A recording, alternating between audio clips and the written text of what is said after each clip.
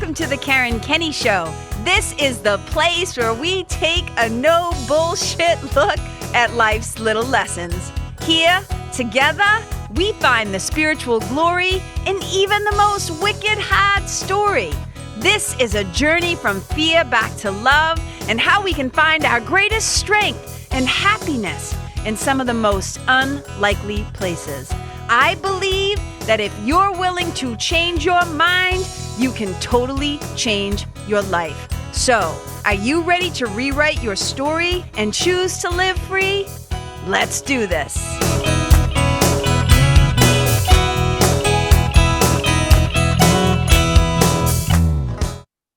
Hey, you guys.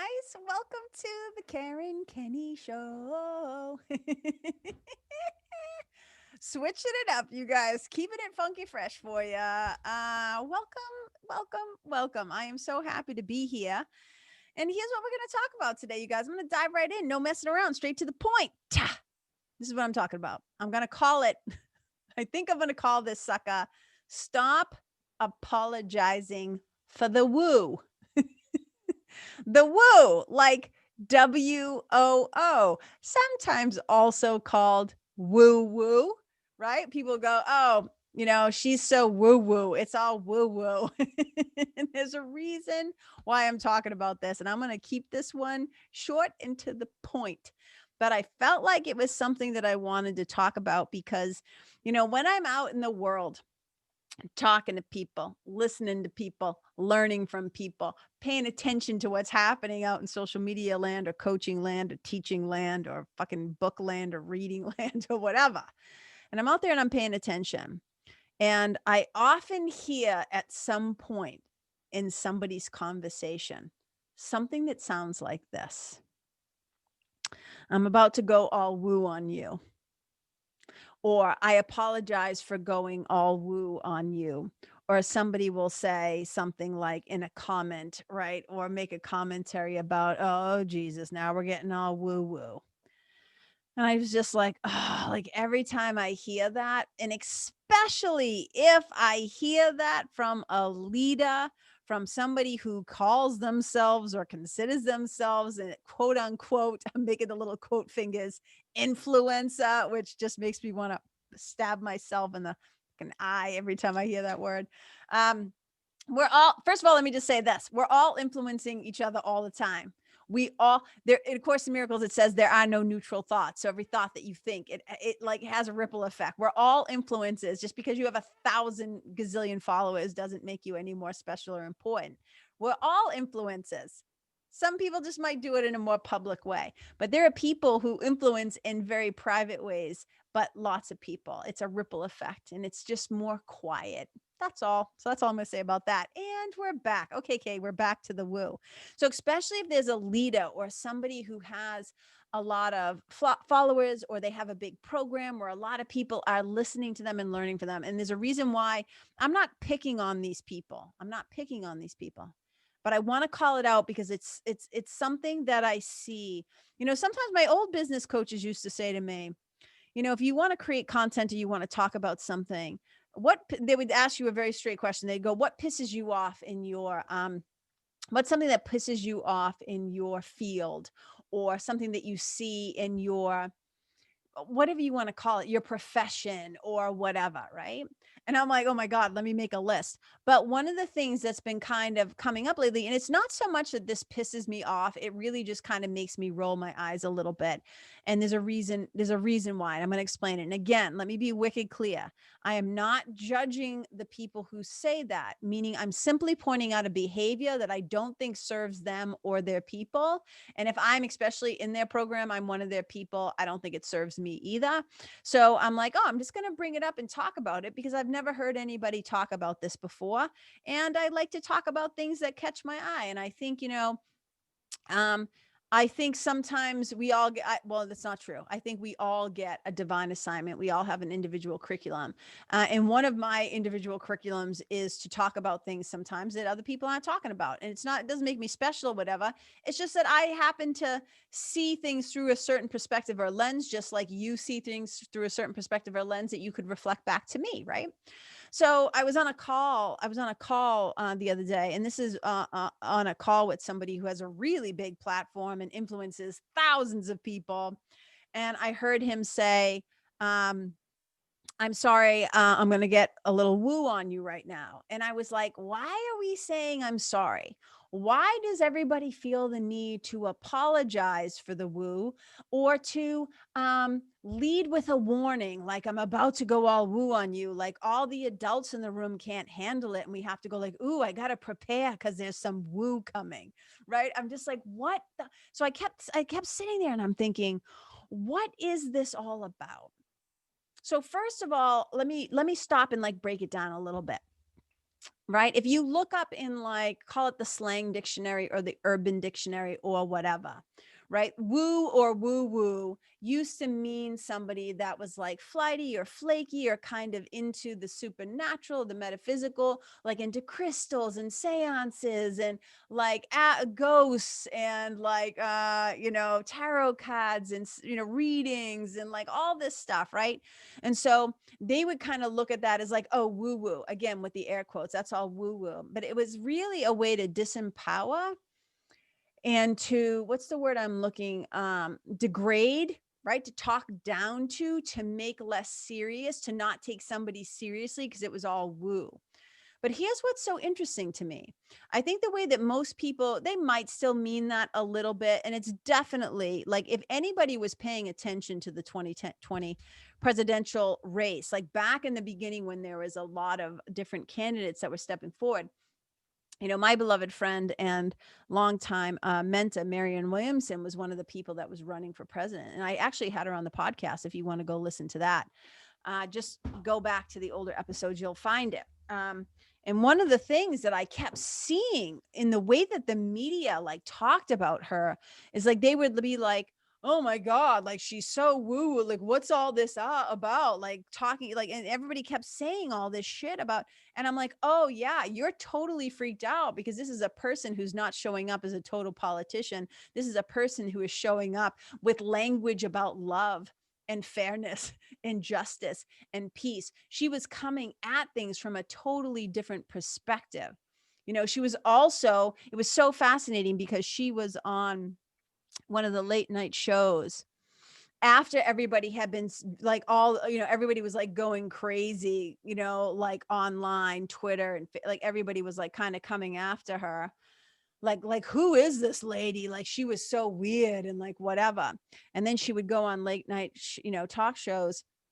And when they would actually give her time to talk, they would just be blown away by her intelligence and her insight and her depth. And the fact that in 1997, she was one of the first people to be writing about reparations and like really powerful, philosophies and policies and stuff like this. And so I'm like, oh, they just try to use this term to make people seem out there, or people we shouldn't take seriously. It's a way to degrade people. And they do it a lot. And if you're not paying attention, you might actually be part of the problem.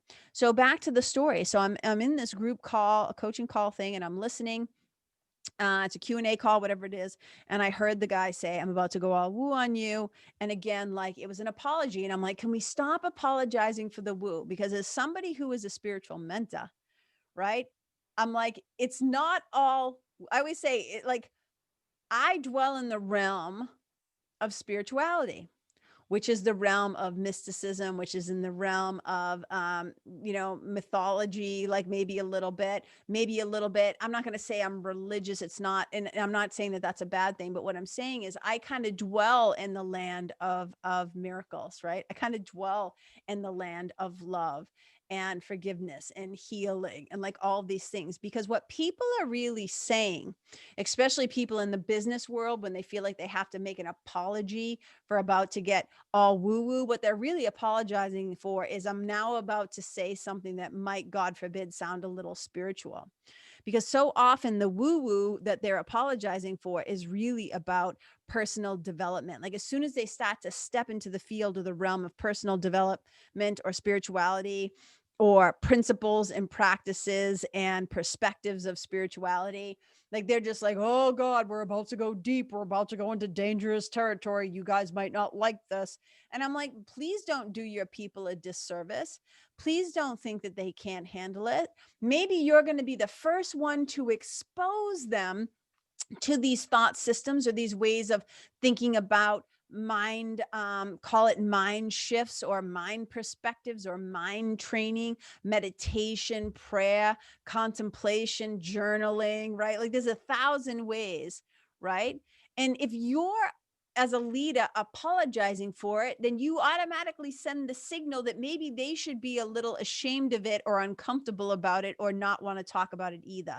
And I'm like, why the fuck should we be ashamed about personal growth? Why should we be weird about mindset? Why should we be weird about our own trauma and healing? What is so taboo, right? It's like, why do you like, I'm like, people bring their whole selves into their businesses, into their lives, like their creative lives, into their parenting lives, into their work lives. It's not like we unzip a chunk of ourselves like, oh, leave that at home. That's not welcome here. Right? I bet there are some workplaces where they're like, don't bring your problems, your emotions, your whatever to work. Like they just want you to be a little fucking robot, a little like zombie, right? Just churn out the work, go home. We don't want to know you as people. But look at, we are bringing our whole selves. You are spiritual beings having a human experience. So to try to like somehow be embarrassed by or not want to talk about the woo, I'm always like, it's not woo woo, it's true, true. Right? It's already true that you are a child of God, that you are a spiritual being, that you are an extension of love and the divine. So when you're talking to somebody and then all of a sudden you talk to them about like, oh, warning, danger, Will Robinson, we're about to get deep, we're about to get a little spiritual over here. We're going to talk a little mindset.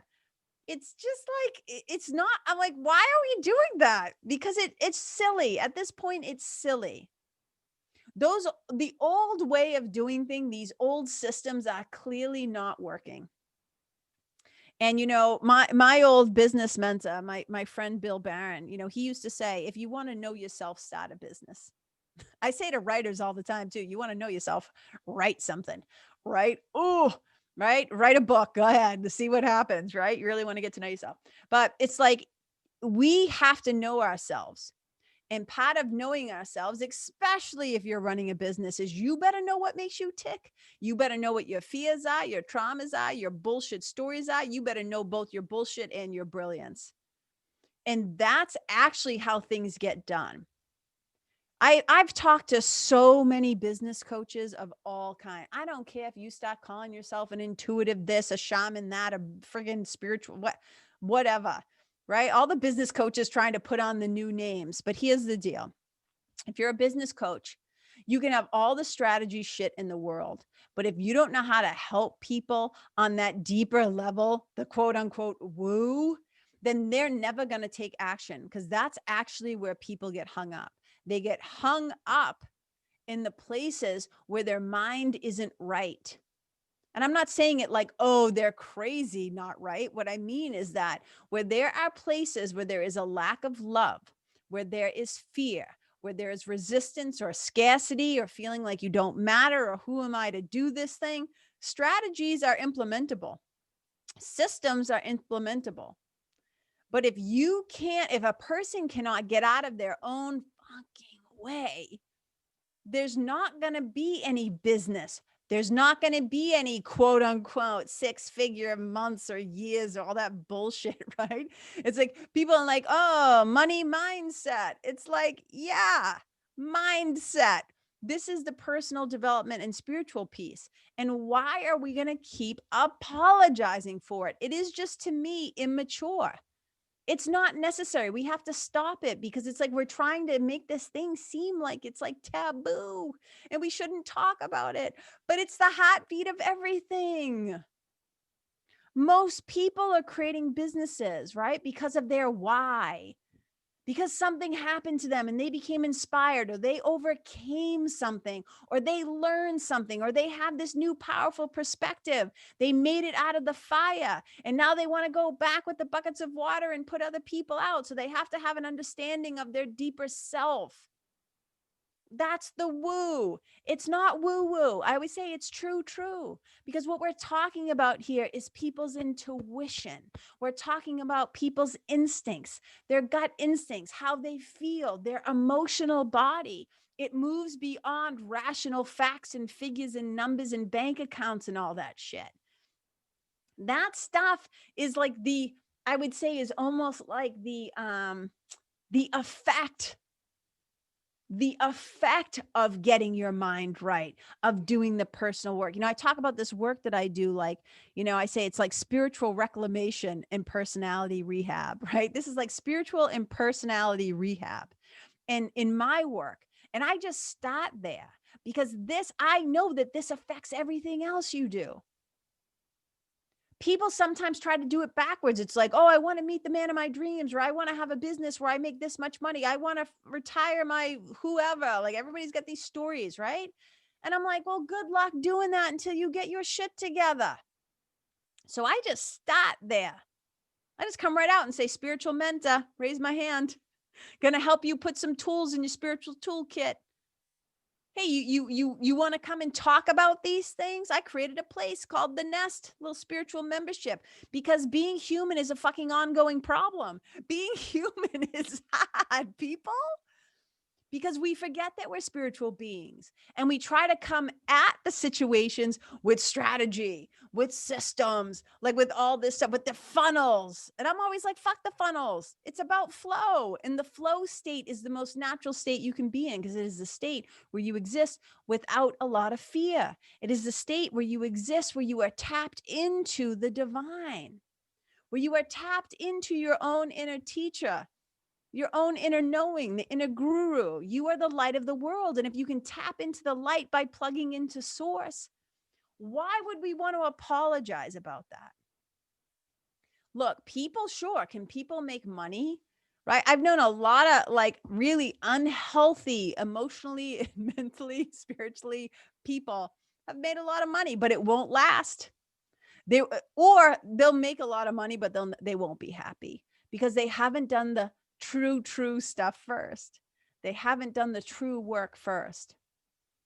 And this is why we see people who join programs and 6, 7 months in, 8 months in, 9 months in, a year in, 2 years in, they haven't launched anything or done anything. And it's because of their own quote unquote woo-woo problems. So I commend people for bringing these things up in their business coaching groups or their course building things or their Instagram, Facebook, whatever they're doing to help others, right? I know a lot of entrepreneurs and writers and stuff like that. But as writers, we're always trying to get into the heartbeat of things, right? As writers, we are mining the depths of who we are and why do we do what we do and why do I believe this and like what happened, like what the fuck happened? And then we're over here, right? Like in the business and coaching world, and people are like again, being like apologetic, like ashamed of the fact that they want to go into the personal development piece or the mindset piece. And that's where the gold lies. Joseph Campbell, and I have this really cool graphic. I got to pull it up sometime. It's a wicked paraphrase, right? But he basically says something like, the dark cave that you fear to enter is where your treasure lies. And I think so often in business, like people are afraid to come off is like, because they feel like they won't be taken seriously. They won't be taken seriously if they lead with the heart or they lead with spirit. And I can just tell you, this is desperately, people right now especially are desperate for genuine, authentic connection that goes deeper than just the surface. People want to know themselves. They want to understand themselves. They want to know how to like get out of their own way and heal themselves and let go of their stories. And that's why like my whole process is called Your Story to Your Glory. But we just start right there with the quote unquote woo. and I'm not afraid to say it, right? And I think a lot of times it depends on how you were raised or where you grew up. You know, I grew up, I had like Italian, Portuguese side of the family, my step family, my family of origin, the Irish people, a little bit of French in there too, I think, right? And it's like, you know, I grew up with people who believed in tarot cards and tarot readings, and my nana was a little bit of, I call her like an Italian witch. She like would, you know, do the malukis, and she taught me how to like bless houses, and so like superstitions and stuff. I just grew up with it, you know. And I would grew up with people telling me, you got to trust your gut, kid. You got to listen. You got to trust your gut. Like it wasn't done in a super like quote unquote necessarily spiritual way. Um, but I understood what was happening as I got later. It was like, oh yeah, this is my lane. Like I'm very comfortable here. I'm very comfortable talking about the things of the spirit. It's why I'm a spiritual mentor. It's my whole gig. So it's just an invitation, you guys. If you're somebody who leads groups of people, if you're in the business framework, especially, if you find yourself, you know, like I said, apologizing to people because you're about to get deep, or really what it's about is vulnerable. Like, hey, I'm about to get vulnerable. I'm about to say some things that maybe other people don't think we should normally talk about in this space. But it's like, I'm like, it's the only way to go. You know, I mean, obviously you guys have to trust yourselves and know when the right time and place is to talk about things. But you should question why you might feel a little insecure about it, or you feel like you know, like a lot of times as a gateless writing instructor and facilitator, you know, we do this thing, we call it like the artist disclaimer. So, you know, people get together in a room and we do a little meditation, and then there's a writing prompt, and then we write, and you know, as a group everybody's like writing, and then we come together and we share, and then we offer loving feedback, you know, about what we just heard. And you know, a lot of times we, you know, one of the rules of gateless is we say there's no disclaiming. You know, you don't, before you read your thing, you don't go, well, I just wrote this really fast. And so it's not like, it's like, you don't need to warn us, like, trust your reader. We can handle it. We'll figure it out. And it's the same thing. If you're a person who leads a group or whatever, please stop apologizing for the woo. Stop apologizing for, I'm about to show you myself and get deep with you. Right? Please invite the fullness of yourself into the experience so that they have permission to fully show up too. So I hope you're feeling that. And again, I'm not trying to be a dick. I'm not trying to judge anybody. I'm not trying to be harsh on anybody. I'm not trying to be mean. I just noticed this thing and I was like, Jesus, this is like the third person who has said this. And I will also say this. It is often said by people much younger than me, right? I often find myself in positions where I'm listening to like marketing stuff or business stuff from people in their 30s. And I'm like, Jesus Christ, I'm like 20 years older than this person. So sometimes it's an age perspective. Sometimes it's a confidence or knowing yourself. You know, if you like, I know who I am, right? Like I know who I am. And I don't really, I mean, of course I apologize if I was clumsy or I hurt somebody, you know, whatever. Like, I'm not talking about that. But like, I just show up and say, this is me. I don't make I'm not saying like, brace yourself. Brace yourself. I'm about to talk about spiritual teams right now. Brace yourself. I'm going to use the word God. Like, no, those days for me are done, you know? So it's just an invitation. If you've resonated with this at all, if you ever caught yourself doing that, how about we stop doing that? How about we normalize? How about we normalize spirituality? How about we normalize deep thinking? How about we normalize the feeling and emotional internal lives that we're bringing the whole self? Why don't we normalize the fact that we get to bring our whole self into our work? Because this is how we're actually going to relate and connect to one another. This is how we're actually going to heal and come to more deeply understand one another, sympathize with one another, empathize with one another, and create less division, as if we just allow the wholeness and the holiness of ourselves to enter the space where we don't have to warn, apologize, or worry about, they're not going to take me seriously. I can understand why there's a fear, because I saw what the motherfuckers tried to do to Marianne. I saw how they tried to pull her down a peg. I saw how they tried to demean her. Because here's the deal. They were actually afraid. They were afraid of how smart she was. They were afraid of her point of view, because on some level, I really believe this, some level deep down inside, they know she's right. They know she was onto something, and they weren't ready for it. So those of us who know, Those of us who know the only way this works is if we talk about some shit and we're willing to go deep and we're willing to step into the quote unquote woo. As Ram Dass so beautifully says, we are all just walking each other home. And we're not just walking half of us home or a piece of us home. The whole part of you gets to go on the journey. So that's what I got for you guys today. All right. Stop apologizing for the woo. And I always say it's not woo woo, it's true, true. This stuff is the real deal. This stuff is it. We don't get to leave this part of ourselves outside the door anymore. That's the old system. And it's the old systems that are dying and crumbling, and we are ready for a rebirth. And I think that one of the things is too, is that people sometimes think of the woo as somehow being weak because they're confused and ignorant about the power of love, the power of personal perspective, and being able to change your mind and to choose love over fear, and to be able to say like, hey, can we talk about this? Can we talk about our fear a little bit? Can we talk about blah, blah, blah, blah, blah? Can we be a little more vulnerable and human and available to each other? Can we get underneath? I mean, this is the radical work. Not staying in the safety zone of stats and systems and strategies and whatever. It's about like getting under the surface, going a little bit deeper. Because again, this is where we're all going to connect and ultimately heal. All right, you guys, I love you. Thank you so much for listening. Like I said earlier, this is the kind of stuff that we dive into. And obviously I shouldn't say obviously, but to me, it's obvious. In my one-to-one spiritual mentoring, but also in the spiritual membership. It's like group coaching in the Nest. And this is the stuff I love. This is the stuff I'm passionate about. This is stuff I love to talk about. So if you're interested in any of that stuff, just hit me up, you guys. And thank you so much for listening. Thank you for being a part of my world. I appreciate you all so much, and I love you and I celebrate you.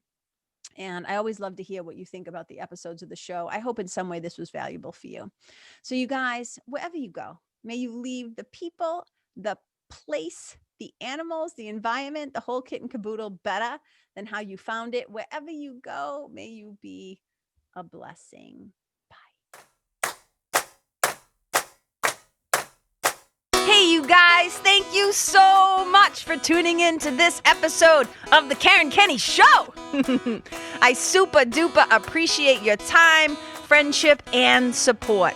And look, if something that I shared from my heart today somehow landed in yours, I'd love to hear about it. So please tag me on Facebook or Instagram or IG stories or wherever the cool kids are hanging out these days, and let me know what your favorite part was or what you found most helpful. You can find me over at Karen Kenney Live. That's Karen, KenneYlive. And if you're digging what I'm saying and you want to hear more, I'd be wicked grateful if you could go to iTunes and subscribe and leave a review, because you guys, that's how you'll help me to keep spreading the love. And if you can think of someone that could benefit from hearing this episode, please share it with them. I'd also love to stay connected with you. So if the feeling is mutual, please go to KarenKenney.com/freebie and download my free guide to building your spiritual team. Until next time, my brothers and sisters, keep living in the fearless flow. Know that I see you, I appreciate you, and I love you. And wherever you go, may you be a blessing.